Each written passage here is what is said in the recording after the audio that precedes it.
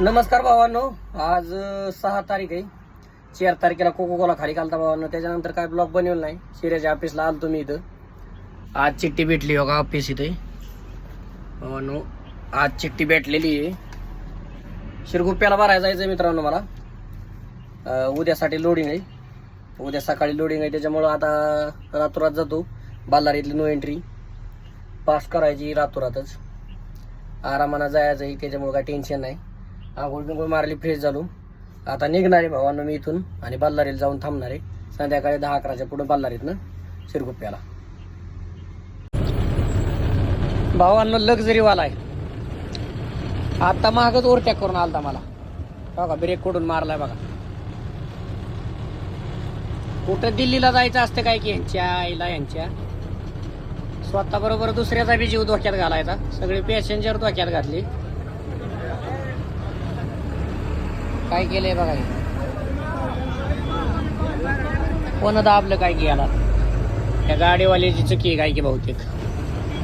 काय विषय झालाय काय माहिती.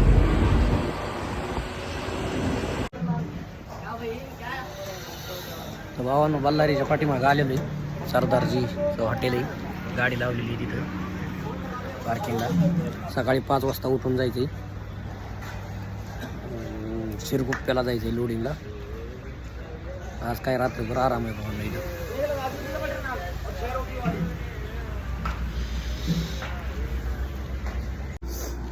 तर भावांनो शुभ सकाळ सगळ्यांना. विषय बल्लारीचा नो एंट्रीचा पास केलेला आहे आणि बल्लारी पास करून आलेलो आहे ह्या ठिकाणी.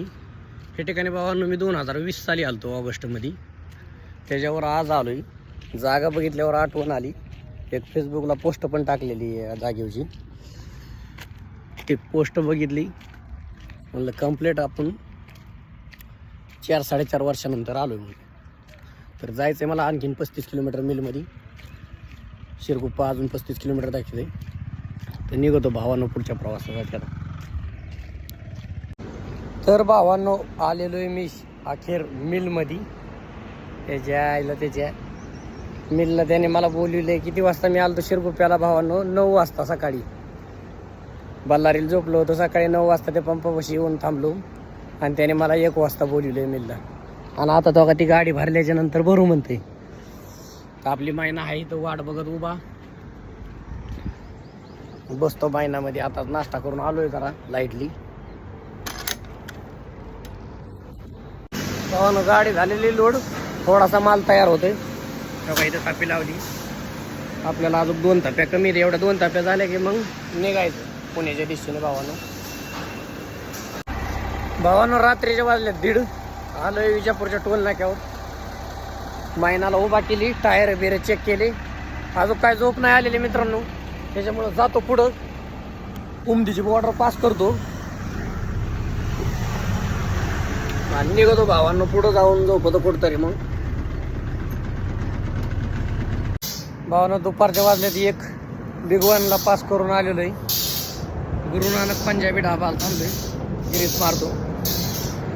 रात्री उमदी पास करून झोपलो होतो भावांनो. बॉर्डर पास करून डिझेल टाकलं मंगळवेड्याला आणि डायरेक्ट आलो इथं. आता जेवण करायचंय.